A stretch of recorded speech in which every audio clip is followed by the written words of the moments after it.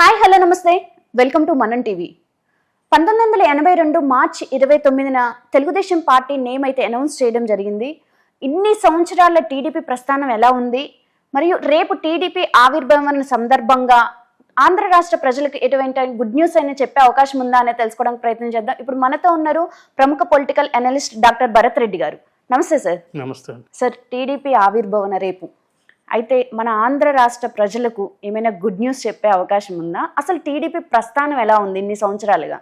TDP 42 సంవత్సరాలు పూర్తి చేసుకుని 43వ సంవత్సరానికి అడుగు పెడుతుంది. అవును. టీడీపీ ఆవిర్భావం అనేది ఒక సంచలనంగా చెప్పొచ్చు. ఒక 50 ఏళ్ళు 40 ఏళ్ళు పరిపాలించిన కాంగ్రెస్ పార్టీకి మొదటిసారిగా ఒక ప్రత్యామ్నాయం కనిపించిందంటే అది టీడీపీ. స్వాతంత్రం వచ్చినప్పటి నుంచి ఆంధ్ర రాష్ట్రము, తెలంగాణ, హైదరాబాద్ సపరేట్ రాష్ట్రాలు ఉన్నప్పటికీ కాంగ్రెస్ ప్రభుత్వాలే ఉండే.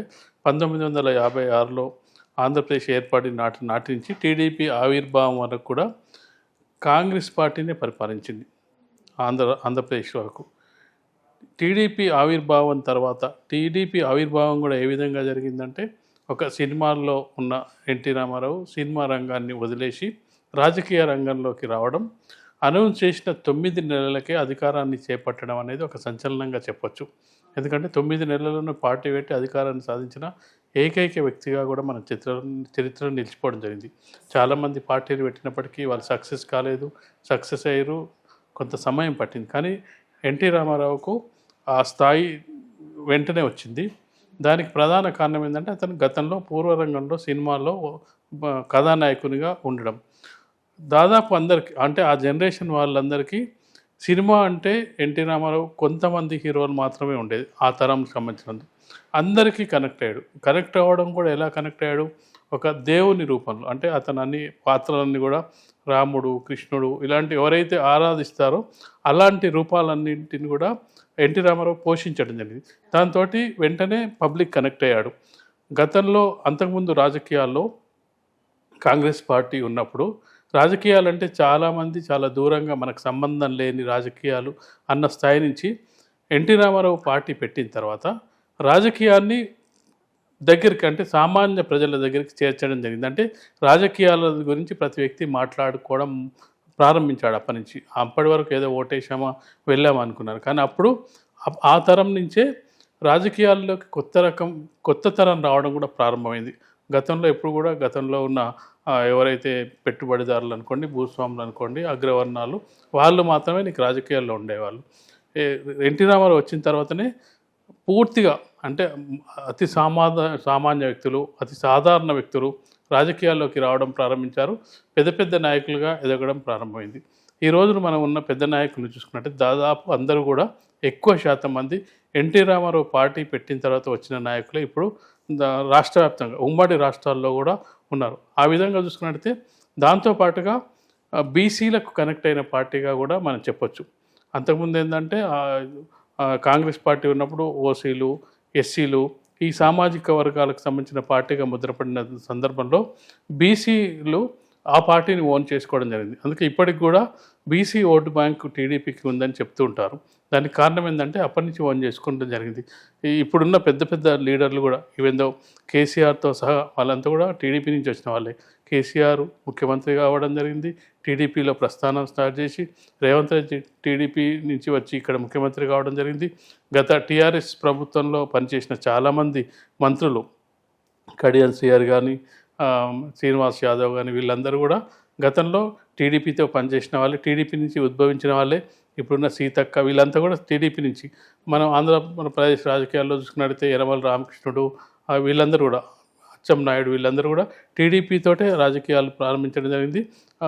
మొత్తానికి టీడీపీ ఒక స్కూల్ లాగా ప్రారంభమైంది రాజకీయాలకు. ఆ ప్రస్థానం చూసుకున్నట్టయితే 42 ఏళ్ళ ప్రస్థానం ఒకసారి గమనించినట్టయితే ఎన్టీ రామారావు సమయంలో ఇప్పుడు చాలామంది సంక్షేమ పథకాలు పెడుతున్నప్పటికీ, ఉచితాలు సంక్షేమ పథకాలు ప్రకటిస్తున్నప్పటికీ ఎన్టీ రామారావు కాలంలోనే అవి ప్రారంభమయ్యాయి.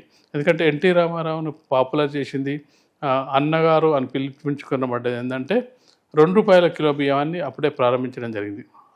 గతంలో అది ₹2 కిలో బియ్యం లేదు. ఒక పాపులర్ స్కీమ్గా అది అయింది. ₹2 కిలో బియ్యం రేషన్ షాపుల ద్వారా ఇవ్వడం, కరెంటు విద్యుత్ మోటార్లకు అది కొంత సబ్సిడీ రేట్లు పెట్టడం ఇవన్నీ కూడా అక్కడనే ప్రారంభమయ్యాయి. అక్కడ ఇక్కడ గమనించాల్సిందంటే ఇప్పుడున్న రాజకీయ నాయకులు ఉచితాలు ఇస్తున్నారు కానీ ఎన్టీ రామారావు సంక్షేమ పథకాలు ప్రవేశపెట్టండి కానీ ఏది ఉచితంగా ఇవ్వలేదు. అంటే కొంత సబ్సిడీ రేట్స్కే ఇవ్వడం జరిగింది. ₹2 కిలో బియ్యం ఇచ్చినా ఏది ఇచ్చినా కానీ సంక్షేమ పథకాలకు ఆద్యుడు అని చెప్పొచ్చు ఎన్టీ రామారావు. బీసీలకు రాజకీయ నాయకత్వాన్ని అందించింది కూడా ఎన్టీ రామారావు అని చెప్పొచ్చు. తను పాలించింది ఒకసారి 3 సార్లు ముఖ్యమంత్రి అయినప్పటికీ ఒకసారి నాదెళ్ల భాస్కరరావు వల్ల దిగిపోవడం జరిగింది, తర్వాత ముఖ్యమంత్రి అవ్వడం జరిగింది, తర్వాత ఇంట్లో సమస్యల వల్ల దిగిపోవడం జరిగింది. అయితే మొత్తానికైతే దాదాపు 12 ఏళ్ల కాలమే తెలుగుదేశాన్ని నడిపించినప్పటికీ మిగతా కాలాన్ని అంతా కూడా చంద్రబాబు ఆధ్వర్యంలో నడవద్దింది. ఎన్టీ రామారావు ముఖ్యమంత్రిగా ఉన్న సమయంలో కూడా చంద్రబాబు నాయుడు పార్టీ మీద పట్టు సాధించడం జరిగింది. పార్టీ కార్యకర్తలతో మమేకం అవ్వడం జరిగింది. ఈరోజు పార్టీ నిలబడ్డదంటే ఎన్టీ రామారావు ఆ సినిమా గ్లామర్కు తోడు చంద్రబాబు నాయుడు గారు కింది స్థాయిలో కార్యకర్తలతో కనెక్ట్ అవ్వడం, పార్టీని నిర్మించడం, పార్టీ కోసం శ్రమించే కార్యకర్తలను తయారు చేయడం. ఇప్పటికి కూడా టీడీపీ పార్టీ అంటే క్రమశిక్షణ గల పార్టీగా చెప్పుకోవడానికి కారణం ఏంటంటే కింది నుంచి తీసుకొచ్చిన ఆ రూపకల్పన అని చెప్పొచ్చు.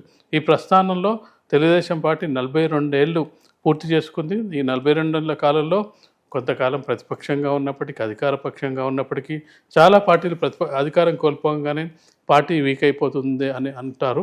ఆ తెలుగుదేశానికి కూడా సమస్యలు వచ్చినప్పటికీ మళ్ళీ తిరిగి అధికారాన్ని నిలబెట్టుకుంది, పార్టీని అయితే ముందుకు తీసుకెళ్తుందని చెప్పొచ్చు. అయితే ఇప్పుడు అధికారంలో ఉంది కదా భరత్రెడ్డి గారు, అయితే రేపు ఆంధ్ర రాష్ట్ర ప్రజలకి ఏమైనా మంచి వార్తలు చెప్పే అవకాశం ఉందా? గుడ్ న్యూస్లు ఖచ్చితంగా చెప్పే అవకాశం. ఎందుకంటే మనం కూడా ఏదైనా బర్త్డేనో January 1 ఏదైనా ఉంటే కొన్ని నిర్ణయాలు తీసుకోవడానికి అవి అమలైతే వాళ్ళు పక్కన పెడితే కొన్ని నిర్ణయాలు తీసుకొని ప్రయత్నిస్తుంటాం. కాబట్టి ఖచ్చితంగా ఆవిర్భావం పార్టీ ఆవిర్భవించింది. కాబట్టి ఇప్పుడు వాళ్ళైతే ఏదైతే ఈ మేనిఫెస్టోలో పెట్టుకున్నారో అంశాలకు సంబంధించి నిరుద్యోగది ఎన్నికలకు సంబంధించి నిరుద్యోగులకు జాబ్ క్యాలెండర్ కానీ ఐటీ పరిశ్రమలు, ఎందుకంటే దావోస్ మీటింగ్కి వెళ్ళిన సందర్భంగా తెలంగాణ రాష్ట్ర ప్రభుత్వం మేము ఇన్ని కోట్ల ప్రాజెక్టులు తెచ్చాము, అన్ని కోట్ల ప్రాజెక్టులు తెచ్చామని చెప్పి ప్రెస్ మీట్లు చెప్పడం జరిగింది. కానీ ఇప్పటివరకు ఆంధ్రప్రదేశ్ ప్రభుత్వం ఎలాంటి ప్రెస్ మీట్లు పెట్టలేదు. ఎన్ని ప్రాజెక్టులు తెచ్చారు అనేది ఇప్పటివరకు వివరాలు ప్రకటించలేదు. వాళ్ళు గోప్యంగా ఉంచుతున్నారు. ఇటీవల చూసుకున్నట్టయితే ఒక్కొక్క ప్రాజెక్టును రిలీజ్ చేయడం జరుగుతుంది. బిల్ గేట్స్ వచ్చి చర్చలు జరపడం జరిగింది. ఆ ప్రాజెక్టుకు సంబంధించిన రూపకల్పన జరగడం జరిగింది. అలాగే చూసుకున్నట్టయితే వెళ్ళిపోయిన లూలు మాల్ని తీసుకురావడం జరిగింది. అంటే వాళ్ళు ముందుగా ఏం చెప్పకుండా ఒక్కొక్కటి అనౌన్స్ చేసుకుంటూ వస్తున్నారు. దావోస్ పర్యటన సందర్భంగా కూడా వాళ్ళ అగ్రిమెంట్ ఇప్పటివరకు బయట పెట్టలేదు. రేపు ఆవిర్భావ సభ సందర్భంగా కొత్త ప్రాజెక్టులకు సంబంధించి, పెట్టుబడులకు సంబంధించి, జాబ్ క్యాలెండర్కి సంబంధించి, నిరుద్యోగులకు సంబంధించి కొత్త ఏమన్నా ఖచ్చితంగా ప్రవేశపెట్టే అవకాశం ఉంటుంది అని మనం అనుకోవచ్చు. Okay, thank you.